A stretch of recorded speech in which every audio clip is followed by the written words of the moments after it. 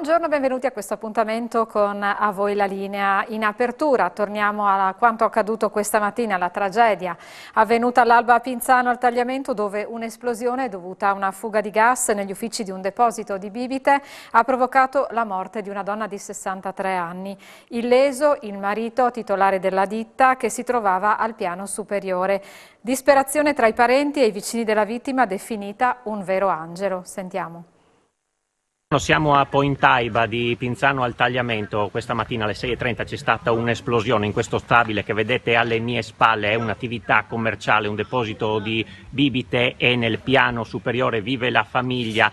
E il marito, Valentino Chieu, gestisce assieme ai fratelli questa attività commerciale. La moglie, Nelly Tramontin, di 63 anni, questa mattina appunto alle 6:30 è scesa, è entrata nell'ufficio del marito perché le serviva un documento. Quando ha acceso la luce c'è stata questa grande esplosione dovuta a una fuga di gas provocata da una bombola. Immediati naturalmente i vicini, qui è una piccolissima frazione di Pinzano al Tagliamento, vivono veramente poche persone, si sono catapultati qui, hanno chiamato i soccorsi, sono arrivati i vigili del fuoco, i carabinieri, anche lo Spisal. Purtroppo però per la donna non c'è stato nulla da fare. Illeso invece l'uomo che stava nell'abitazione al piano superiore e che appunto non è stato colpito da questa esplosione. Sono in corso naturalmente tutte le indagini per cercare di ricostruire la situazione. I vigili del fuoco stanno facendo i rilievi, naturalmente informato anche il magistrato di turno. Si escludono naturalmente coinvolgimenti però di terze persone. Pare appunto che sia stato un incidente, ma verranno fatte tutte le verifiche del caso. Abbiamo sentito anche i vicini, le cognate, tutti affranti, disperati nel ricordo appunto di Nelly Tramontin, che faceva la commercialista, lavorava in un CAF a Spilimbergo e dava naturalmente anche una mano all'attività del marito che gestisce assieme ai fratelli. Appunto le operazioni sono ancora in corso e nel corso della giornata riusciremo a essere anche più precisi per quanto riguarda le altre informazioni, mentre come vedete dalle immagini appunto le operazioni dei vigili del fuoco, dei carabinieri vanno avanti. E adesso sentiamo la testimonianza della cognata e amica d'infanzia della vittima e a seguire quella di una vicina. Nelly era una persona meravigliosa, aveva cresciuto in una famiglia splendida, fossero tutte così, due ragazze meravigliose che lavoravano in diversi settori, ma sempre un po' come lei, un cuore grande, tanta competenza, sempre la porta aperta per tutti. Se avevamo bisogno di un consiglio lei ci sapeva sempre dare il consiglio giusto e l'aiuto per superare le nostre difficoltà, ed era un punto di riferimento per tutta la nostra comunità. Mattina il primo pensiero, quando ho saputo che era successo qualcosa, il primo pensiero è stato: speriamo non sia successo niente a lei. E invece no, invece lei non c'era più. Oddio, per noi era un angelo, oddio, un angelo fra di noi. Non si può spiegare una persona così, ci mancherà tanto, è insostituibile. Signora Anna Maria Petris, lei è una vicina, conosceva bene la signora? Sì, la conoscevo, sì. È stata ieri sera a trovarmi un tardo pomeriggio. Siamo state un poco insieme e poi lei è andata a casa sua e io sono rimasta a casa mia. Ecco. Ha sentito l'esplosione? Stamattina io ho detto non so cosa è successo, perché guardi, un tuono che non era una cosa possibile. Ho detto ma sarà mica temporale. Ho provato a guardare se era caduta una casetta di là, no? E dopo vengo fuori e vedo il fumo, no? E sono venuta qua, era il marito che piangeva, che ha detto la Nelly non c'è più. Nell'esplosione è morta. Abbiamo visto il fuoco è venuto un nostro amico di Colle e anche lui ha chiamato sempre pompieri, ambulanza e tutto quello che è stato. Comunque lei ormai è morta e non c'è niente da fare più. Adesso cambiamo completamente pagina, nuova spedizione nel Sud America per le Giant Trees Foundation, organizzazione friulana nata per conoscere, difendere e tutelare i grandi alberi. La prossima missione, che durerà 4 mesi e prenderà il via ad inizio aprile, si svolgerà nella foresta amazzonica. L'obiettivo non è solo quello di individuare e misurare le piante più alte, ma anche quello di studiare le chiome di questi alberi, veri e propri scrigni di biodiversità. Vediamo. La Giant Trees Foundation si appresta a partire per una nuova missione, questa volta la spedizione sarà in Sud America. Dove andrete esattamente? Diciamo che in Sud America siamo andati già 3 anni fa, precisamente in Ecuador, e ora ampliamo un po' gli orizzonti, partiamo dal Perù, ripassiamo in Ecuador e poi dovremmo finire in Brasile, però sempre nelle zone dell'Amazzonia, quindi nella foresta tropicale. Quanto durerà questa missione? Quando partirete? Dovrebbe durare circa 4 mesi, partiremo i primi di aprile, cominciamo proprio appunto dal Perù. In realtà in Ecuador ci hanno già detto che dobbiamo andare a vedere uno degli alberi più importanti poi alle Galapagos e devo dire che non ci dispiace. E poi appunto ripassiamo a Tiputini, che è all'interno proprio di una delle zone più protette dell'Ecuador, della foresta tropicale, e per finire poi in Brasile, appunto nella parte più ampia dell'Amazzonia. Sappiamo che la vostra associazione si concentra sui giganti della terra. Questa missione in particolare che obiettivo ha? L'obiettivo è quello, questa volta forse più che cercare gli alberi più alti, andremo a esplorare assieme a dei tecnici, a degli scienziati locali, la vita che c'è sugli alberi, sulle chiome più grandi. E quindi andiamo proprio a valutare che cosa e chi abita queste chiome, che in questo momento, proprio anche di cambiamenti climatici, sono una ricchezza di biodiversità da tutelare veramente importante per tutto il pianeta. Insomma, pare di capire che le chiome degli alberi siano in grado di raccontarci qualcosa in più, qualcosa di diverso rispetto a quello che dice il resto dell'albero, il resto della pianta. Sì, soprattutto le chiome degli alberi più grandi, degli alberi più alti, che sono i dominatori della foresta e che tuttora restano molto inesplorate, vuoi perché è molto difficile raggiungerle, vuoi perché comunque ci sono anche un sacco di pericoli poi nell'arrampicare, quindi non ci sono solo i pericoli legati all'arrampicata vera e propria, ma ci sono anche una serie di problematiche legate proprio al mondo ambientale, quindi agli insetti, agli animali, a insetti velenosi, animali di piccole e grandi taglie che possono nascondersi sull'albero e a volte che non sono neanche conosciuti, per cui si può trovare un po' di tutto. Qual è la squadra che partirà dal Friuli alla volta del Sud America? Allora, dal Friuli partirò io come capo spedizione assieme a un mio collega forestale e quindi diciamo che la spedizione italiana è molto, molto stretta e appunto laggiù invece collaboreremo con l'Università di Quito, l'Università di San Francisco, l'Orto Botanico di Quito, però anche in collaborazione con gli orti botanici italiani, quello di Padova, che è appunto il più vecchio del mondo, ma e siamo anche orgogliosi di questo, con l'orto botanico di Palermo, che ci ha proprio anche invitati a Palermo a fare delle lezioni e che sono specializzati in quella che è la flora tropicale, proprio su quello che c'è su questi alberi e su quello che si può trovare. Ci aiuteranno anche a identificare una serie di ficus che abbiamo trovato nella prima missione in Ecuador e speriamo che uno di questi, che comunque è una pianta di oltre 40 metri, possa essere una nuova specie, quindi vorremmo anche potergli dare il nome. In che cosa consiste per un ricercatore, per uno studioso, il fascino della foresta amazzonica? Beh, la foresta amazzonica credo che abbia un fascino quasi indipendente dall'essere ricercatore o meno, cioè chiunque si addentra un po' in questa foresta ancora quasi intonsa, quasi non toccata dall'uomo, ne resta affascinato. Per un ricercatore, per un botanico, diventa comunque quasi l'isola del tesoro, significa come Paperon de Paperoni sprofondarsi nell'oro, ma ancora di più poter arrampicare i giganti, gli alberi più alti, riporta quasi alla sensazione di essere i primi esploratori che entrano in un mondo nuovo, quasi in un altro pianeta.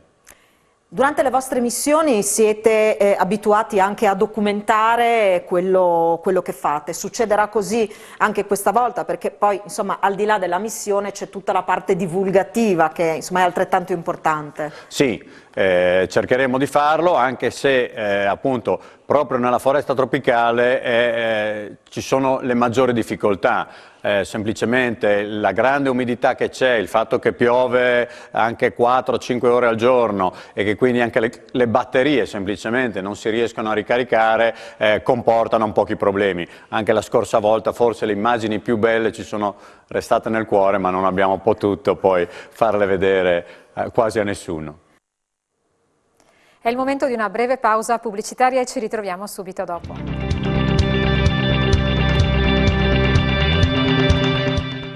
Bentrovati per la seconda parte di A voi la linea. Torniamo nella destra tagliamento, spaccio e assunzione di sostanze stupefacenti, arriva la stretta.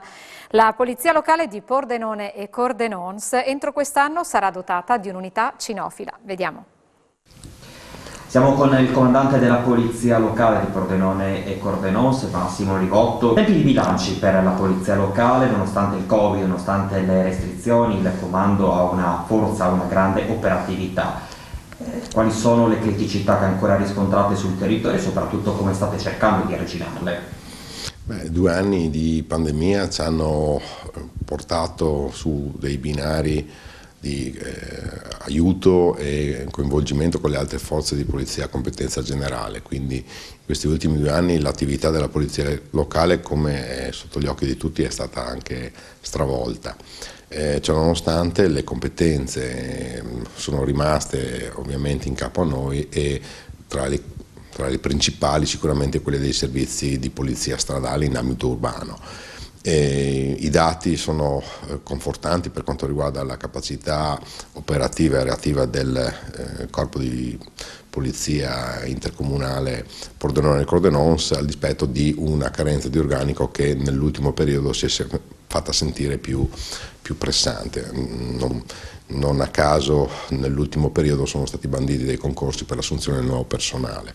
La media delle attività su strada da parte del corpo di polizia municipale, che come ricordato nel passato ha compiuto 150 anni, proprio l'anno trascorso, hanno dimostrato che la presenza della polizia locale ha una capillare indicazione e un'attività che si riscontra soprattutto nella media dei sinistri rilevati, sinistri stradali che variano in media dai 2 ai 3 al giorno.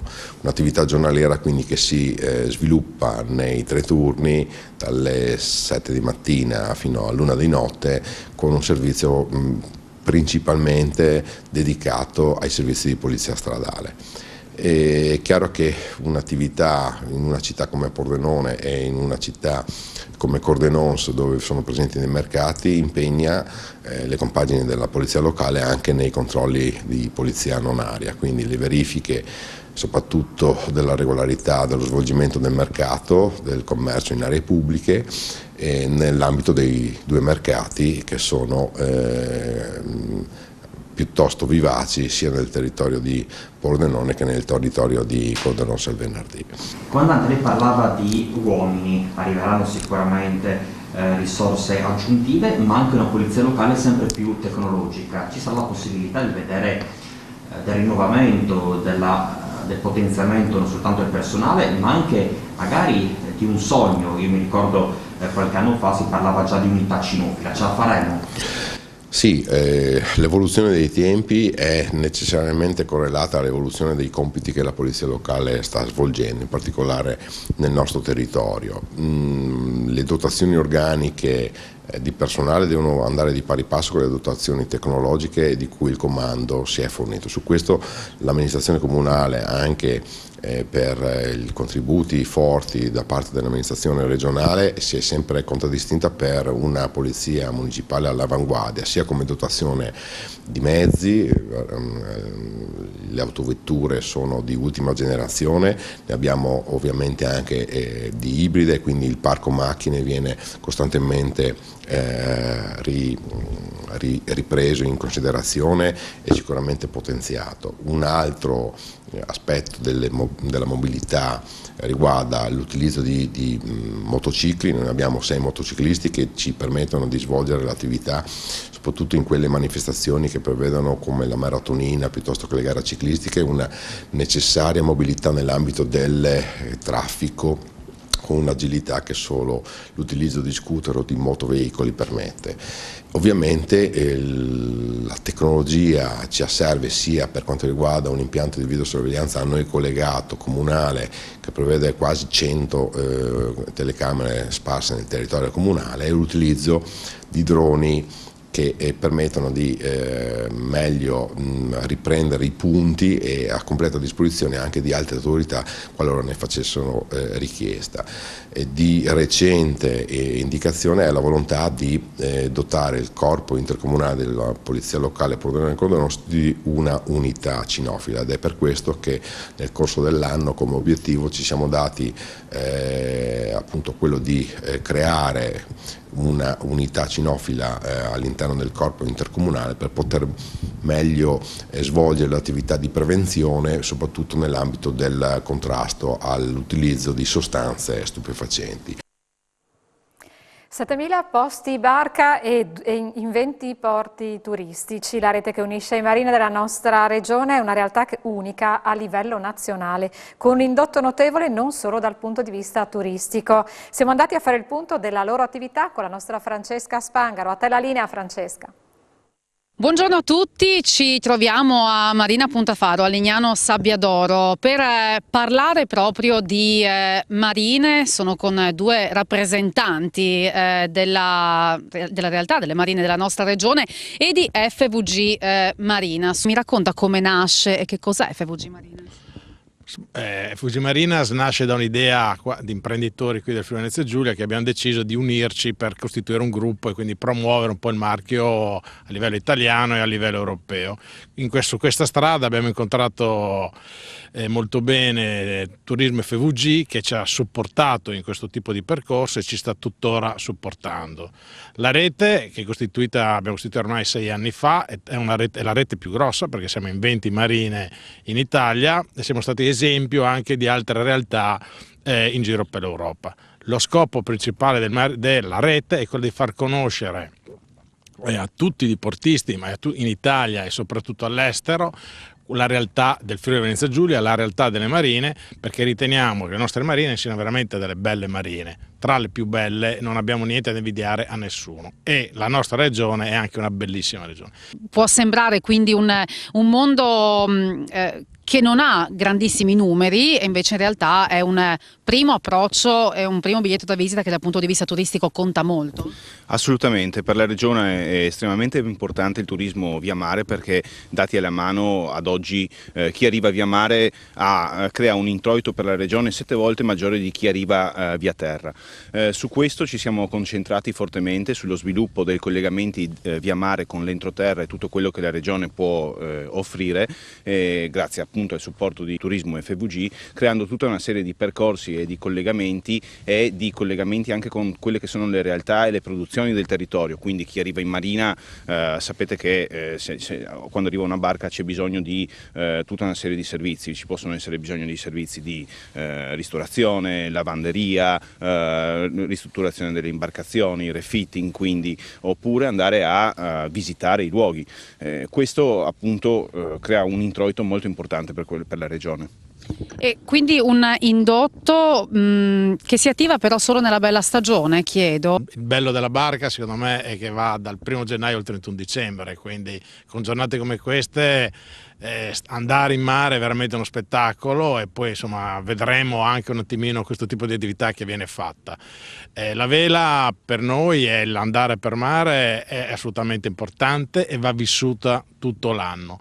La cosa importante anche che ritengo di dire è che il mare può essere vissuto da qualsiasi, cioè non siamo un'elite, si va bene in mare, tutti possono andare in barca senza nessun problema, ci sono 60.000 modi per andare in barca e stare in mare benissimo. A noi le nostre marine sono in grado di ospitare imbarcazioni sia di piccole dimensioni che sia di grandi dimensioni, quindi abbiamo questo ventaglio importantissimo per tutti e quindi per poter accogliere tutti. I friulani vanno in barca e si divertono e stanno bene. Poi abbiamo il vantaggio di avere un mare molto protetto e di avere una laguna su quale è uno spettacolo, cioè ci invidiano, la nostra laguna ci viene invidiata da tutte le parti del nord Europa, che quando abbiamo cominciato a promuovere quest'area la gente si sbalordiva, i giornalisti che venivano qua erano proprio entusiasti e ne parlavano benissimo di questo. Parte turistica, parte agonistica, c'è anche questo e cosa fate in questo senso? Ma le marine supportano, assieme anche alle associazioni sportive del Friuli Venezia Giulia, supportano lo sport del mare in maniera proprio notevole e sta di fatto, abbiamo l'esempio, vengono sviluppate regate durante tutto l'anno, sia nel periodo invernale che nel periodo estivo, è per questo che si vive il mare quasi sempre, ma il fiore all'occhiello della nostra regione è sicuramente la Barcolana, con questa bellissima regata che attira più di 2000 barche nel Golfo di Trieste, ma non è un evento unico, è un evento che si sviluppa da sempre, cioè c'è un mese di attività all'interno del Golfo di Trieste che supporta completamente, supportato dalle marine, e con Barcolana andiamo anche in giro a presentare le nostre attività in giro per il mondo, ma dalle attività dei circoli nascono i nuovi velisti e i nuovi appassionati del mare. Questo per noi è una cosa molto importante. Altro evento importante che avremo quest'anno sarà a Monfalcone il campionato italiano IRC per quanto riguarda lì alla Marina Monfalcone. Guardando al futuro, allora quali sono i prossimi obiettivi? Il prossimo obiettivo è di trasformare, anzi l'obiettivo che è sempre stato in piedi è di trasformare FVG Marinas in un brand. Stiamo lavorando su questo con Turismo FVG già da parecchi anni e quello che vogliamo fare è che in Europa, in Italia, in Europa e perché no in futuro anche nel mondo, il brand Marina FVG sia riconosciuto come un qualcosa di eccellenza. Cioè, le persone che scoprono questo brand devono sapere che venendo qua nei Marina ci sono servizi altissimi, ci sono collegamenti, c'è una regione splendida e tutto quello che ne concerne. A voi la linea oggi termina qua, io vi ringrazio per essere stati con noi e vi auguro un buon pomeriggio.